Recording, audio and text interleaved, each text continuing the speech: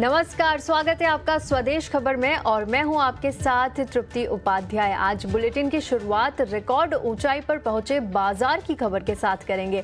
Exit poll के नतीजों का असर बाजार की चाल पर दिखा और निफ्टी, बैंक निफ्टी और सेंसेक्स ने नया शिखर बनाया।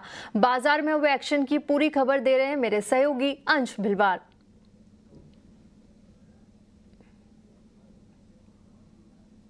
तो एग्जिट पोल करंट गवर्नमेंट के फेवर के होने के कारण हमें मार्केट में काफ़ी स्ट्रॉन्ग बुलिश सेंटीमेंट नज़र आया। निफ्टी का गेन देखे आज का तो पिछले 40 महीनों का सबसे बड़ा गेन रहा है। इंडेक्स ने रिकॉर्ड हाई का स्तर छुआ है। साथ ही साथ अगर यहाँ पे देखें तो इंडेक्स के जो स्टॉक्स है उन्होंने 6 लाख करोड़ से ज़्यादा का मार्केट कैप ऐड किया है आज एक ही सेशन में। और आज के टॉप कंट्रीब्यूटर्स में हमें रिलायंस इंडस्ट्री नजर आता है। रिलायंस इंडस्ट्री ने करीब करीब कुछ 120 अंक कंट्रीब्यूट किया है निफ्टी के अप मूव में।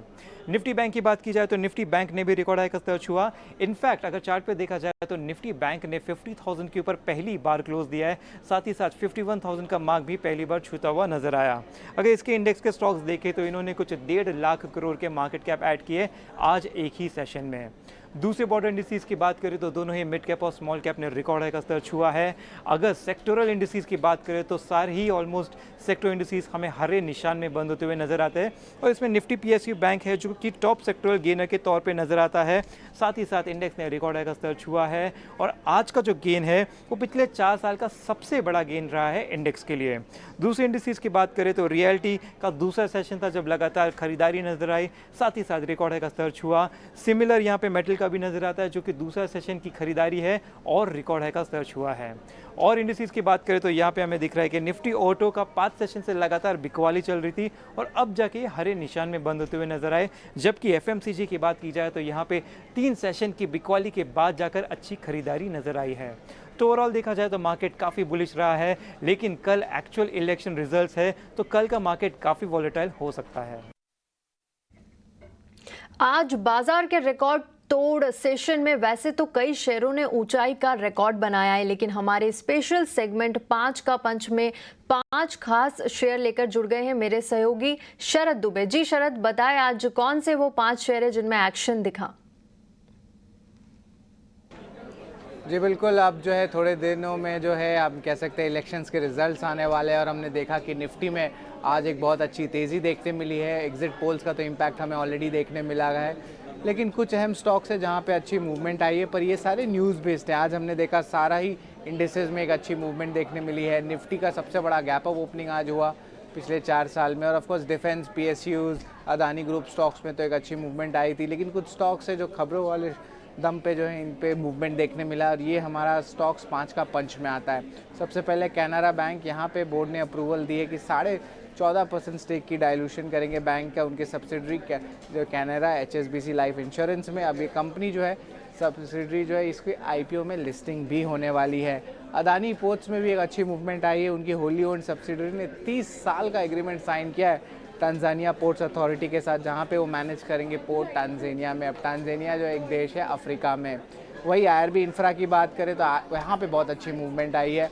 अब इसके कारण ये है कि एनएचएआई जो है 3 या 4 महीने उन्होंने प्राइस हाइक नहीं लिया था, ऑलमोस्ट इलेक्शंस ओवर है तो यहाँ पे उन्होंने प्राइस हाइक लिया सारे हाईवेज में 5% तक का। और आईआरबी जो है टोल में ऑपरेट करता है और अभी तक उन्होंने अनाउंस नहीं किया। लाइकली है कि आने वाले हफ्तों में जो है हम कह सकते हैं कि आईआरबी इंफ्रा की जो है टोल चार्जेस पे हाइक देखने मिल सकता है। और ऑफकोर्स लास्ट 2 से 3 महीने में उन्होंने कोई हाइक नहीं लिया था, तो उसके कारण बाजार में जो है यहाँ पे पॉजिटिव मोमेंटम देखने मिला और उनके जो टोल रेवेन्यूज़ हैं उसमें भी एक अच्छी स्ट्रेंथ आई है। वही पूर्वांकरा की बात करें तो वो भी स्टॉक में अच्छी तेज़ी आई थी।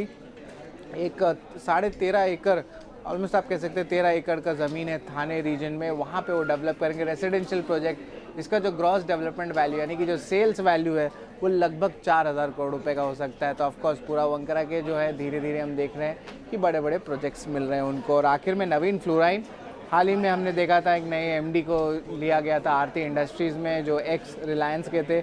यहाँ पे भी एक नए एमडी आए हैं नितिन कुलकर्णी, वो एमडी बन रहे हैं कंपनी के। उन्होंने पहले आदित्य बिरला ग्रुप और एचयूएल में भी लीडरशिप पोजीशंस में काम किया है। तो इम्पॉर्टेंट मैनेजमेंट्स आ रहे हैं और अच्छी टाइप्स देखने मिल रही है, प्राइस हाइक्स भी आ रहे हैं। इलेक्शंस का इम्पैक्ट अब मोरलेस ख़त्म होने वाला है, तो उसके कारण इस थीम पे आज हमने इन 5 स्टॉक्स को लिया जो आज हमारे 5 के पंच के लिस्ट में शामिल होते हैं। एग्जिट पोल नतीजों में फिर से मोदी सरकार की उम्मीद है। मोदी सरकार के पिछले 2 कार्यकाल में किन शेयरों ने जोरदार रिटर्न दिए हैं, जानते हैं मेरे सहयोगी अंश से। जी बिल्कुल, बात करते हैं उन शेयरों की जिन्होंने मल्टीफोल्ड रिटर्न दिए हैं मोदी के टेन्योर में, यानी कि 2014 से लेके अब तक। इस लिस्ट में देखिए तो सबसे पहले हमें ओलेक्ट्रा ग्रीनटेक और केआई इंडस्ट्री नजर आते हैं। दोनों ही स्टॉक ने 200 से ज़्यादा गुने का रिटर्न दिया हुआ है। आगे अगर इस लिस्ट में देखें तो Tanla platform, JBM auto, Uno Minda जैसे और भी शेयर है जिन्होंने 100 से ज़्यादा गुना का रिटर्न दिया है। इस लिस्ट में आगे हमें Saregama, APL Apollo, action construction, Adani green और केपीआर मिल जैसे स्टॉक नजर आते हैं जिन्होंने मल्टीफोल्ड रिटर्न दिए हुए हैं।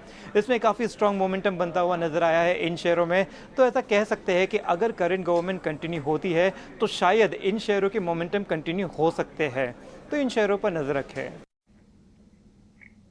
एग्जिट पोल में तीसरी बार मोदी सरकार बनते दिख रही है। नई सरकार में कौन से शेयर दमदार प्रदर्शन कर सकते हैं, ब्रोकरेजेस को कौन से शेयर पसंद है, जानते हैं मेरे सहयोगी शरद दुबे से।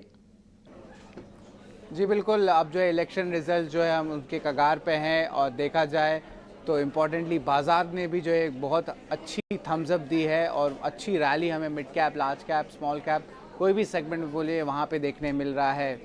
अब हम बात करेंगे ब्रोकर्स की क्या राय रहने वाली है, स्पेशली जो आप कह सकते हैं जो इलेक्शंस के बाद कहाँ पे स्टॉक में तेज़ी देखने मिल सकती है। आप कह सकते हैं 3.0 मोदी 3.0 या मोदी स्टॉक्स, लेकिन कुछ अहम ब्रोकिंग हाउसेज है जिन पे फोकस रहेगा और उनके इंपॉर्टेंट स्टॉक पिक्स हैं। यहाँ पे लार्जली डिफेंस, पीएसयूज पे ज़्यादा फोकस है और आप देख सकते हैं सीएलएसए के पिक में HAL, Adani enterprise, ONGC, NALCO और भारत फोर्ज जैसे स्टॉक्स हैं। वहीं अगर हम नोमुरा की बात करें तो यहाँ पे थोड़े बैंकिंग नेम्स भी हैं जैसे कि एसबीआई और आईसीआईसीआई बैंक। इसके अलावा इन्फोएज, रिलायंस और ऊनो मिंडा ये भी इस लिस्ट में शामिल होते हैं। हमारा तीसरा ब्रोकिंग हाउस रहेगा मोतीलाल ओसवाल और यहाँ पे उनके जो पिक्स आए हैं इलेक्शंस के बाद जिस स्टॉक्स में तेज़ी देखने मिल सकती है उसमें इंफ्रा की कंपनी सबसे नंबर 1 पे L&T, उसके बाद आता है आपका अदानी पोर्ट और रियल्टी स्पेस से गोदरेज प्रॉपर्टीज़, ऑटो की M&M और PNB हाउसिंग भी यहाँ पे लिस्ट में आ जाते हैं।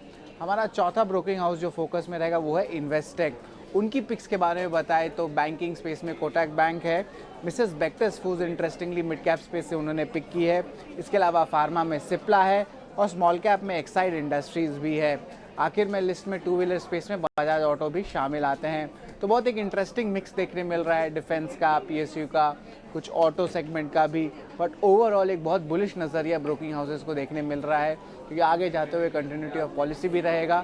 उसके कारण जो है बाजार में जो एक अच्छी जो है मूवमेंट और प्रीमियम देखने मिल रही है। दुनिया के सबसे बड़े लोकतंत्र के महाचुनाव के नतीजों का होने वाला है ऐलान। ऐसे में नतीजों से पहले जारी है हाई लेवल मीटिंग का दौर।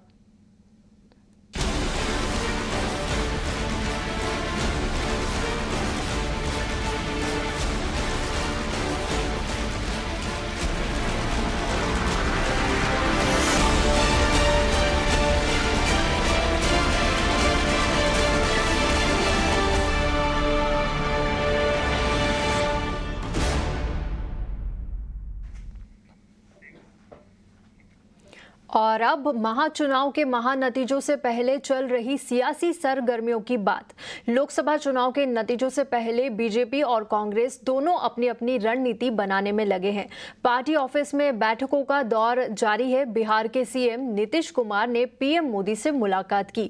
वहीं बीजेपी अध्यक्ष जेपी नड्डा के आवास पर हाई लेवल मीटिंग हुई है। पार्टी नेताओं की बैठक में चुनावी नतीजों को लेकर अहम रणनीति बनाई गई है। बीजेपी महासचिव विनोद तावड़े के मुताबिक बैठक में आगामी मतगणना के लिए पार्टी की तैयारियों पर चर्चा हुई। अभी तक जश्न मनाने को लेकर कुछ तय नहीं हुआ है।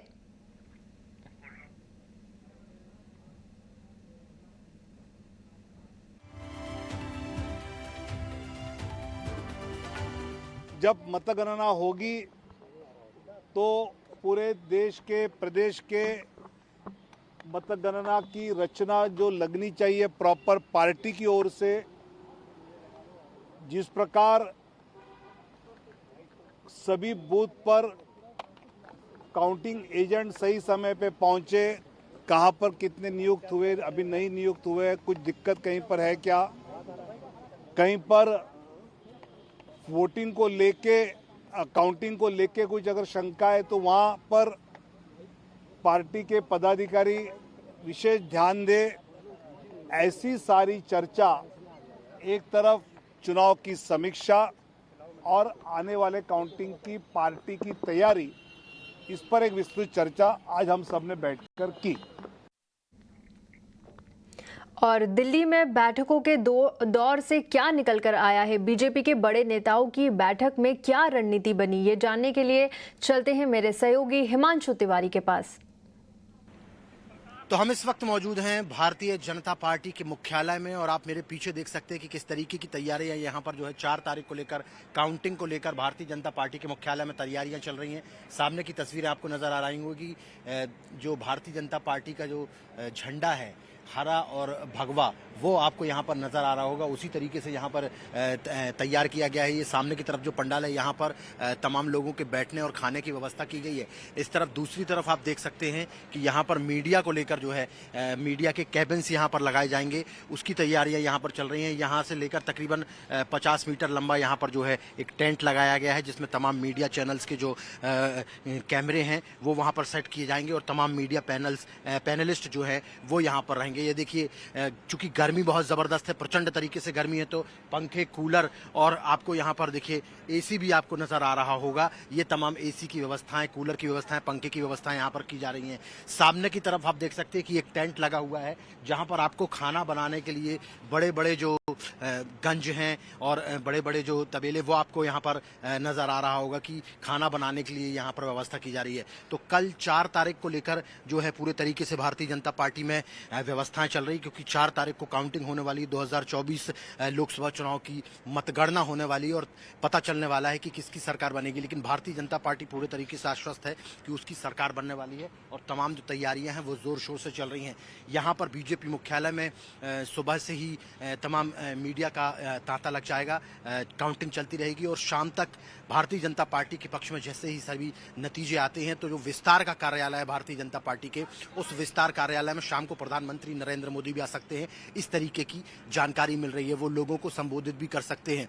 रोड शो की बात भी की जा रही है कि जीत के बाद में एक रोड शो भी हो सकता है, जो 7 LKM से भारतीय जनता पार्टी के मुख्यालय तक भी हो सकता है। लेकिन ये तमाम बातें हैं। फिलहाल 4 तारीख को लेकर पूरी तैयारियां चल रही हैं, जोर शोर से ये तैयारियां चल रही हैं। भारतीय जनता पार्टी के मुख्यालय में भी तैयारियां चल रही हैं और कांग्रेस पार्टी के मुख्यालय में भी तैयारियां चल रही हैं। अब देखने वाली बात यह है कि कल दोपहर में 2 बजे तक स्थिति स्पष्ट हो जाएगी कि 2024 के लोकसभा चुनाव में किसकी सरकार बन रही है। और फिलहाल वक्त एक छोटे से ब्रेक का, ब्रेक के बाद फौरन हाजिर होंगे।